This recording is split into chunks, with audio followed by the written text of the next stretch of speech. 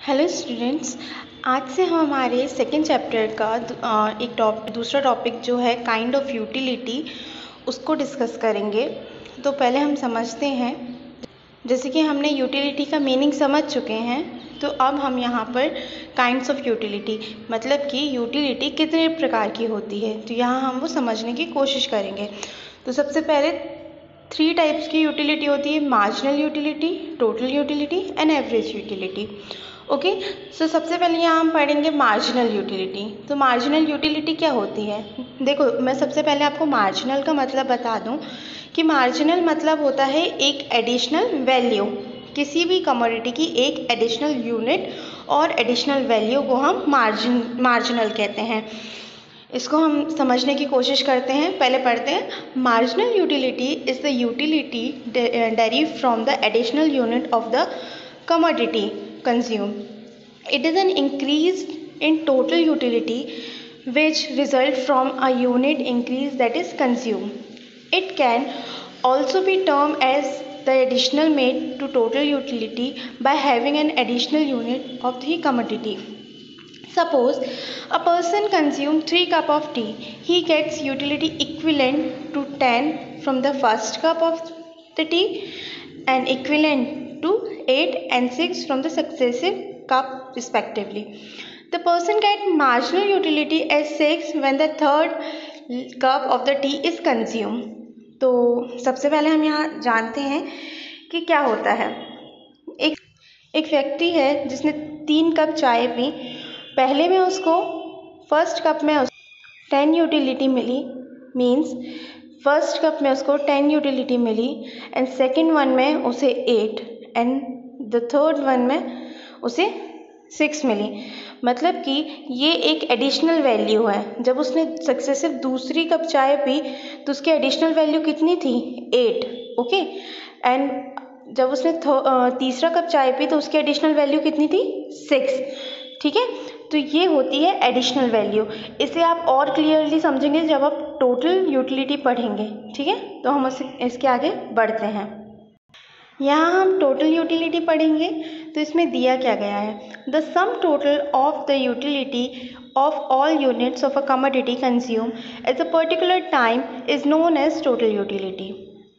मतलब कि एक ही टाइम में यूज़ की गई, कंज्यूम की गई हुई कमोडिटी को हम टोटल यूटिलिटी मानेंगे। मतलब जैसे आपको अगर भूख लगी है और आप खाना खाने बैठे हो और आप एक ही वक्त में अगर 5 रोटियां खाते हो, ओके, और उनसे जो यूटिलिटी आपको मिलती है वो आपकी टोटल यूटिलिटी होगी।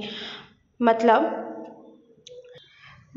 जैसे कि आपने पहली जो रोटी खाई उससे आपको 50 यूटिलिटी मिली, सेकंड से आपको 40 मिली, थर्ड में आपकी वो कम होकर 30 हो गई, फोर्थ में वो 20 हो गई और लास्ट में फिफ्थ में वो 10 बची। ओके, जब हम इनको सबको सम अप करेंगे, जब हम इनको सबको जोड़ेंगे और जो यूटिलिटी मिलेगी मतलब 150, वो आपकी टोटल यूटिलिटी होगी। ओके, तो ये आपकी टोटल यूटिलिटी ऐसे कहलाएगी।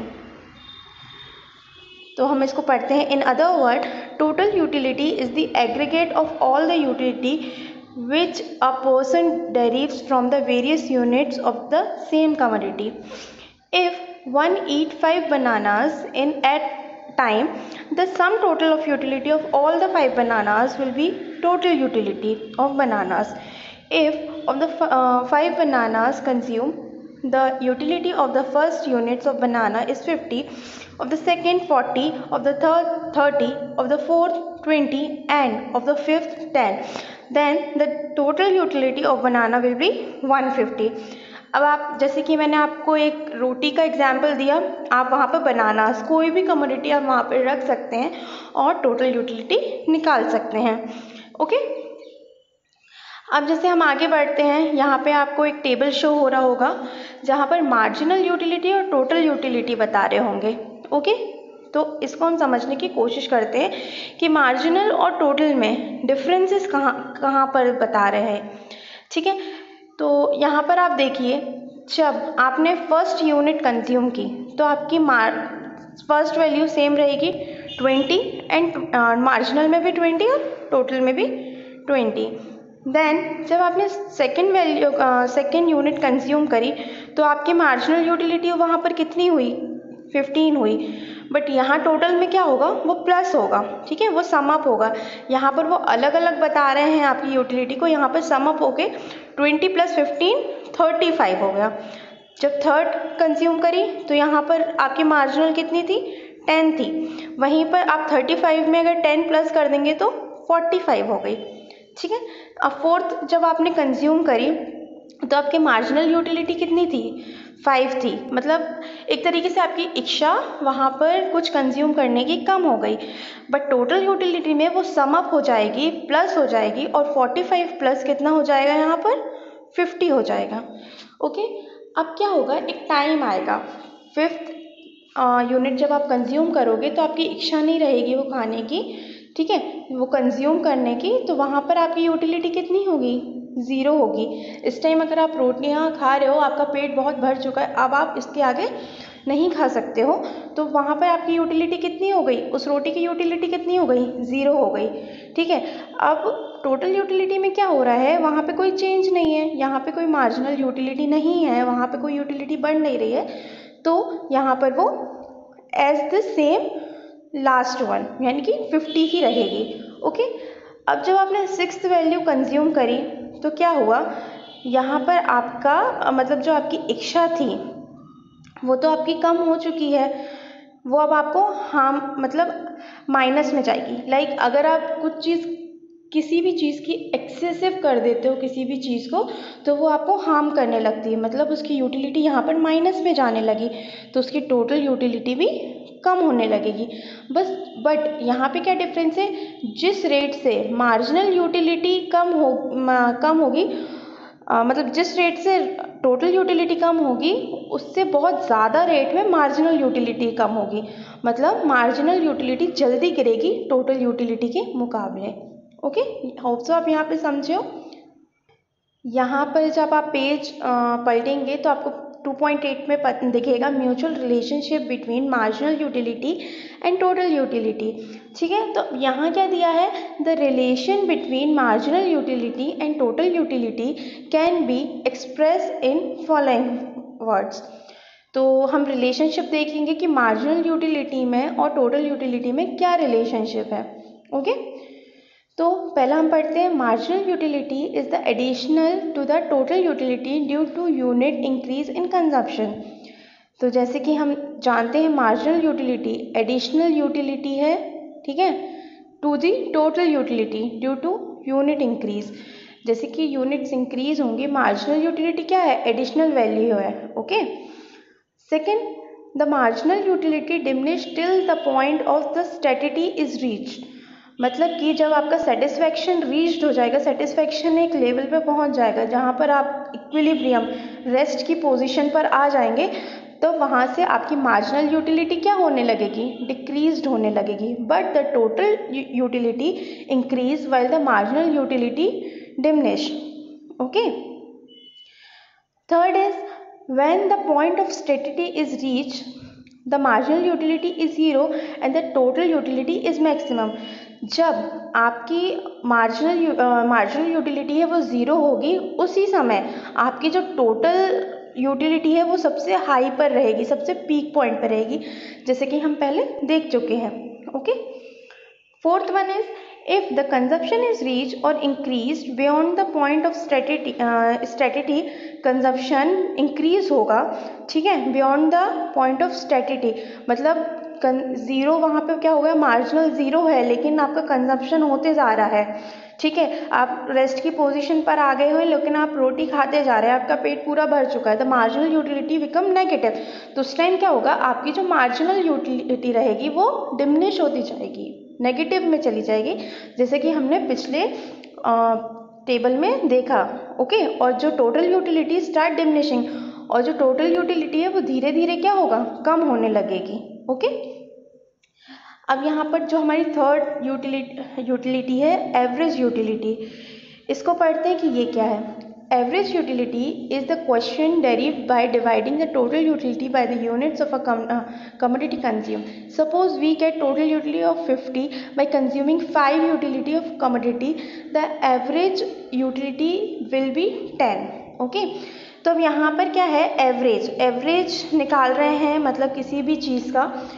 तो यहाँ पे क्या देखेंगे हम, सबसे पहले एवरेज क्या होता है, ठीक है। एक एवरेज वैल्यू होती है, मतलब बीच की वैल्यू, ठीक है। जब आपकी टोटल यूटिलिटी, मतलब सब कुछ सम अप करके टोटल यूटिलिटी आपकी 50 निकली और आपकी कमोडिटी कंज्यूम कितनी की थी आपने, 5 की थी। तो अब ये 5 को जब आप डिवाइड करेंगे, ठीक है, जब आप इसको डिवाइड कर देंगे तो आपकी एवरेज यूटिलिटी निकल जाएगी, जो कि है आपकी 10। ओके, होप सो आप यहाँ पर समझे हो। ओके, और हम इसको और क्लियर कैसे करेंगे, तो यहाँ पे सबसे पहले आप यहाँ पर देख सकते हैं एवरेज यूटिलिटी का फॉर्मूला, और एवरेज का नॉर्मल फॉर्मूला भी यही होता है। Okay, total value upon numbers of unit. यहाँ हम टेबल से और क्लियर समझने की कोशिश करेंगे, ठीक है। तो यहाँ क्या है, फर्स्ट यूनिट में सब कुछ सेम रहेगा। टोटल यूटिलिटी आपकी 10 है, मार्जिनल यूटिलिटी आपकी 10 है, और एवरेज भी आपका सेम रहेगा। बट जैसे कि आप सेकेंड यूनिट कंज्यूम करोगे, वहाँ पर सबसे पहले देखिए मार्जिनल में कितना इंक्रीज हुआ, आपकी इच्छा 2% कम हो गई, मतलब आपकी यूटिलिटी कितनी बची उस चीज़ के लिए, आपकी इच्छा कितनी बची, 8, ठीक है। उस चीज़ की यूटिलिटी आपके लिए 8 बची। अब अगर वो 8 को आप प्लस करते हैं 10 में, तो आपकी टोटल यूटिलिटी निकलेगी, मतलब आपकी टोटल यूटिलिटी कितनी है, 18 है। अब जब 18 है और 18 है, ठीक है, और यूनिट कितनी कंज्यूम की हैं, 2, तो जब आप इस 18 को 2 से डिवाइड करेंगी तो कितना आएगा, 9। ये 9 आपकी एवरेज यूटिलिटी है, ठीक है। तो इस तरीके से ये तीनों एक दूसरे को की सिमिलरिटी बताती हैं, तीनों एक दूसरे से कैसे कनेक्टेड हैं। ओके, तो आपको ये तीनों समझ में आए होंगे। अब हम आगे बढ़ेंगे 2.10 में। देखिए, mutual relationship between marginal utility and average utility. When average utility diminish, the marginal utility also diminish. जैसे कि यहाँ पे है द एवरेज यूटिलिटी डिमिनिश, मतलब कि जब एवरेज यूटिलिटी आपकी कम होगी तो मार्जिनल यूटिलिटी भी आपकी कम होगी। बट मार्जिनल क्या होगी, आपकी बहुत तेज़ी से कम होगी कंपैरेटिवली एवरेज यूटिलिटी, ठीक है। मार्जिनल यूटिलिटी ऑलवेज लीड्स, आगे रहेगी मार्जिनल यूटिलिटी, ठीक है। If marginal utility and average utility both are increasing, अगर मार्जिनल और एवरेज यूटिलिटी दोनों बढ़ती हैं, ठीक है, तो यहाँ भी सबसे तेज़ी से कौन बढ़ेगा, मार्जिनल यूटिलिटी बढ़ेगी, ठीक है, कंपैरेटिवली एवरेज यूटिलिटी। ओके, 2.11 पे देखिए, mutual relationship between total utility and average utility, ठीक है। द इंक्रीज और decrease in average utility has no direct relationship with increase और डिक्रीज इन टोटल यूटिलिटी, ठीक है। यहाँ पर डायरेक्ट रिलेशनशिप नहीं है टोटल यूटिलिटी का एवरेज यूटिलिटी से, sorry. In other words, if total utility increase, average utility may decrease, and it can increase up to certain point. एक point तक ही वो बढ़ेगा। It will depend upon the pace of marginal utility, ठीक है। जब marginal utility zero हो जाएगी तो वहाँ पर टोटल यूटिलिटी भी कम होने लगेगी, और हमारी जब टोटल यूटिलिटी कम होगी तो हमारा एवरेज भी धीरे धीरे कम होने लगेगा। ओके, यहाँ पर हम डिफरेंस पढ़ेंगे, ठीक है। तो सबसे पहले हम डिफरेंस मार्जिनल यूटिलिटी और टोटल यूटिलिटी में डिफरेंस दिया गया है। मीनिंग, तो मीनिंग में डिफरेंस कैसा है, मार्जिनल यूटिलिटी है वो एडिशनल वैल्यू है, एक अलग से एडिशन की हुई वैल्यू। टोटल यूटिलिटी क्या है, the sum total of utility of all the units of a commodity is known as total utility. मतलब कि जब पूरी सर्कल आपकी कंप्लीट हो गई है, जब पूरी यूटिलिटी आपकी कंप्लीट हो गई और जब आप उसको सम कर रहे हैं तो वो आपकी टोटल यूटिलिटी है। Second is effect, the marginal utility decrease as the consumption increase. Marginal utility क्या है, जैसे जैसे आपका कंजम्पशन बढ़ते जाएगा वैसे वैसे आपकी मार्जिनल यूटिलिटी कम होते जाएगी। ठीक है, टोटल यूटिलिटी क्या है? Total utility goes on increasing while the increasing consumption. Total utility क्या है? जैसे जैसे आपका कंजम्पशन बढ़ते जाएगा वैसे वैसे आपका टोटल यूटिलिटी भी बढ़ते जाएगी। Okay, contribution, marginal utility contribute a lot of price determination and total utility has no role in price determination. Fourth is point of steady. Marginal utility become zero at the point of satiety. मतलब जब आपका satisfaction पूरा हो जाएगा, okay, तो उस time क्या होगा, आपका मार्जिनल यूटिलिटी ज़ीरो आ जाएगा, फिर उसके बाद वो डिमिनिश होने लगेगा। लेकिन टोटल यूटिलिटी क्या है? The point of satiety is maximum utility stage in total utility. मतलब जब आपका सेटिस्फेक्शन हाई रहेगा, जब आप रेस्ट की पोजीशन पर आ चुके हो, मतलब ना आप इसके आगे नहीं बढ़ना चाहते हो, तो वहाँ पे क्या रहेगा, आपका जो सेटिस्फेक्शन है, मतलब जो आपकी टोटल यूटिलिटी है वो मैक्सिमम रहेगी। ठीक है, Importance of the concept of marginal utility. The concept of marginal utility is of great importance in economic, and the popular pricing theory is totally based on this concept. With the help of this, price of commodity is determined in the market. Consumers do not pay more price than the marginal utility which they derive from the use of that commodity. This fact explains lucidly why certain prices are higher than other prices. This is why commodity which provide a higher marginal utility can be sold at higher price. The concept of marginal utility is very helpful in explaining the diamond-water paradox. Water is more useful than diamond, but diamond is more costly than water. The price of a commodity is related to the marginal utility. Water being available in plenty commands no price. The reason is very simple. Water is available in abundance and so bring down its marginal utility to zero. But because of their scarcity, diamond have a very high marginal utility and have a high price. जैसे कि यहाँ पे बताया गया है, जो कि concept है मार्जिनल यूटिलिटी का, उसका बहुत ही इम्पोर्टेंस है इकोनॉमी में। ठीक है, तो यहाँ पर क्या बता रहे हैं कि कुछ चीज़ें रहती हैं कि जिनके हाई प्राइस रहते हैं वह उनकी मार्जिनल यूटिलिटी भी बहुत हाई रहती है। ठीक है, तो इसको यहाँ पर समझाया गया है डायमंड वाटर पैराडॉक्स से। ठीक है, मतलब कि डायमंड बहुत महंगा मिलता है लेकिन वो उतना यूज़फुल नहीं है, उतना मतलब डायमंड का प्राइस बहुत ज़्यादा है बट वाटर की वैल्यू बहुत ज़्यादा है।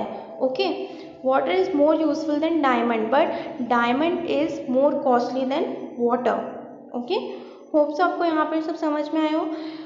हम आगे हमारा चैप्टर कंटिन्यू करेंगे। Thank you.